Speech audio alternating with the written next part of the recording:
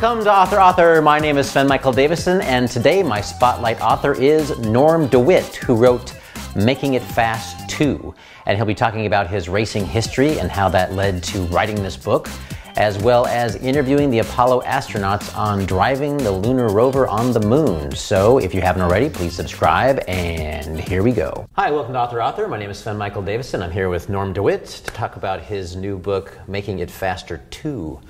And what I'd like to know first is, what the book's about, the genesis of how it came about. Well, it's the sequel to Making It Faster. Making It Faster started out as a book between myself and Dan Binks. Dan and I both are from San Diego. And when I was racing autocross in the early days, and Dan was about 15 or 16, and he was a local mechanical wizard, was always working on race cars constantly. Comes from a racing family. And his family approached me and said, "We'd like you to do Danny's book." Started to do that, and it wasn't long before I decided that, this could be a lot more interesting if it was like a magnum opus of racing technology, plus all the cheats and things he'd pulled over the years, in his years with Roush Racing, and his years with Pratt and Miller and Conti Racing, etc. I pitched it to Dan and said, I want this to be like this incredible magnum opus of racing technology. I can bring in all the guys from Formula One and IndyCar, and you can tell me all the nonsense that you've pulled over the years.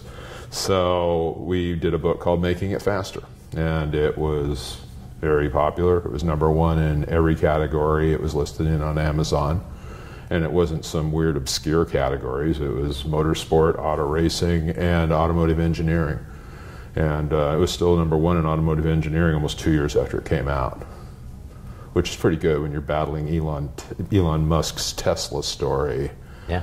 For #1 in automotive engineering, you've done something right. And so I got a lot of people asking me to do a sequel. So I decided to make it more specific. This one's just me, and it's with the legends of IndyCar and Formula One. And it's Making It Faster 2, the Indianapolis and Grand Prix cars. Once again, another magnum opus, working with everyone from Sir Sterling Moss to Mario Andretti to Bernie Ecclestone to mechanics, the designers, the engineers, the drivers, everybody involved to tell the story of how these advances really went down, or how these catastrophic failures really went down, and what they learned from them. You had mentioned something about electric cars and... Well, I have a chapter called The Final Frontier because I'm really disappointed with what's going on in the Formula E series. It's got spec batteries and things like that. Things are a lot more interesting when they have kind of an open formula like they did at Le Mans for the last few years, where the hybrid cars could, whatever worked is what you could do. At one point, Toyota was running a supercapacitor for energy storage. Porsche was running a liquid-cooled lithium battery array. Audi was running a carbon flywheel as an energy storage device. And when you have open rules books like that, that's when you really make technical advancement, is because then people can try a lot of different things, and it's not a legislated winner.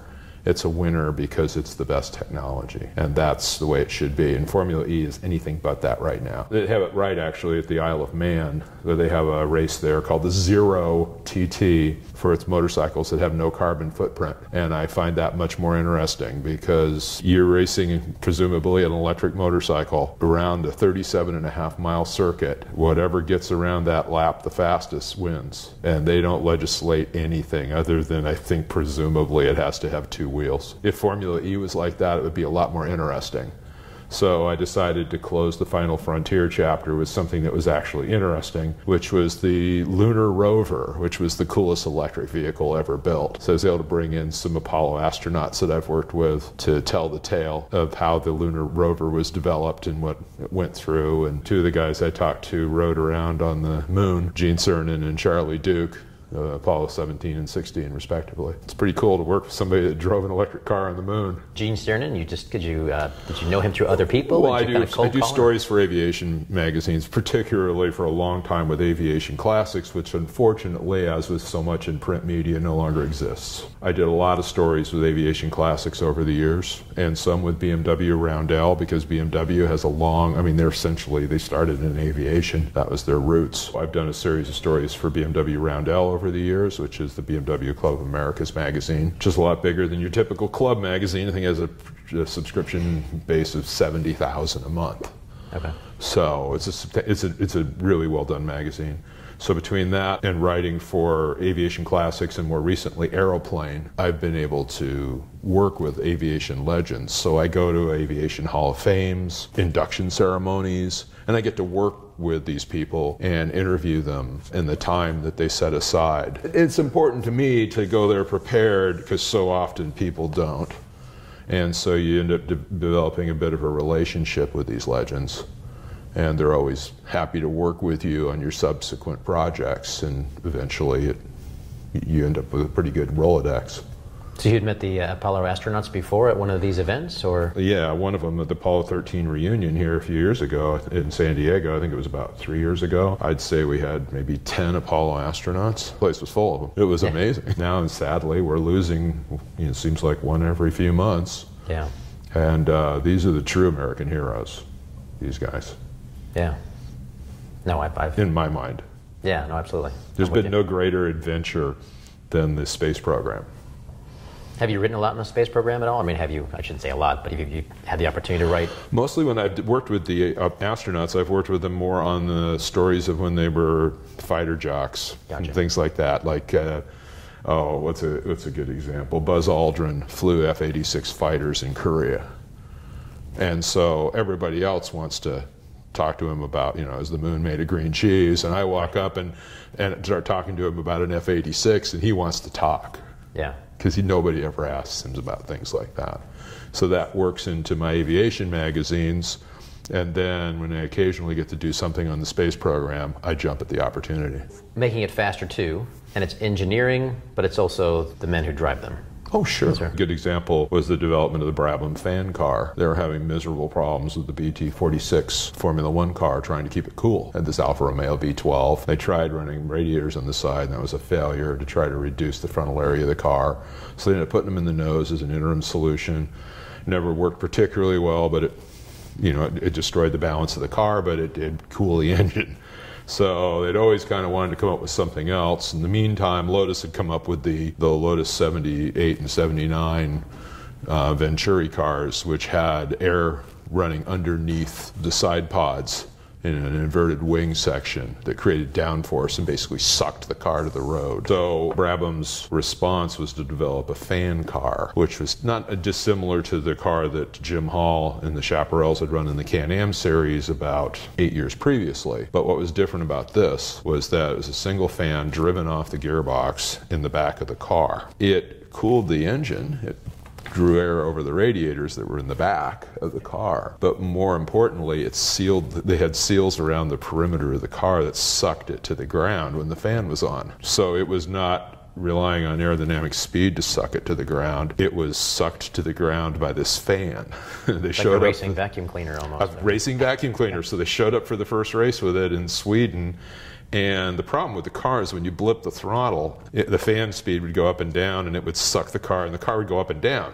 So when they took it to technical inspection, Herbie Blash, the team manager, went over and he put his foot underneath the car and lifted up the skirt to break the seal while they were going through tech inspection to show how it worked.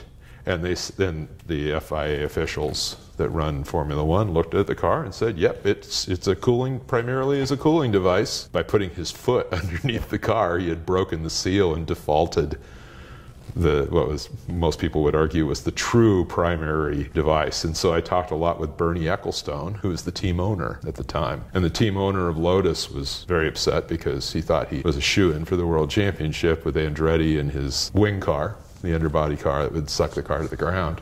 So he wrote this big letter about how the car was illegal and all this. And then he went up to Colin Chapman is the guy from Lotus, went up to Bernie Ecclestone and said, look, in 3 weeks we can all have that, and then we can race on the freaking ceiling if you want. And Bernie realized that this was probably dangerous. It was going to go so fast compared to what the circuits how the cars could be contained on the circuits, that he voluntarily withdrew the car after that one race, and it won, with Niki Lauda driving the car.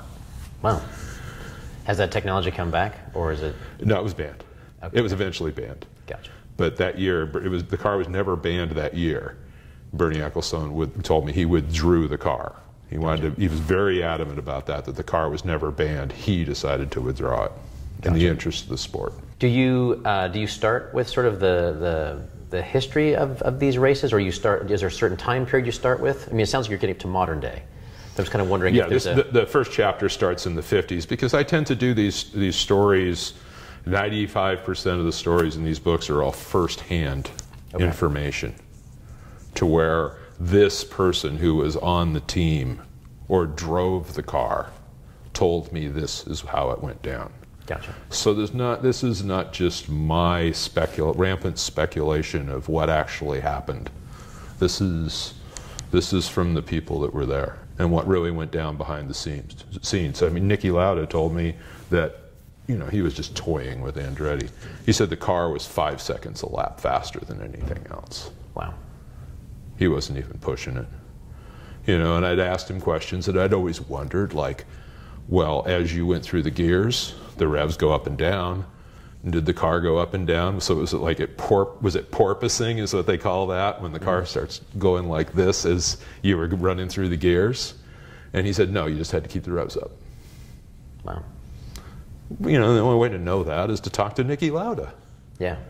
You know, or John Watson, the only two guys that drove the thing. That's the essence of these books, is these are first-person accounts of how it really happened. As one of the reviewers said, I thought I had a pretty comprehensive working knowledge of motorsports history, and then I see this, and it's like, so this is how that happened. And he says that's what most people with a serious experience in motorsports, when reading this book, will have those moments a lot, where I thought I knew what was happening, and this is a whole different perspective, because it's hands-on stories from the people that did it.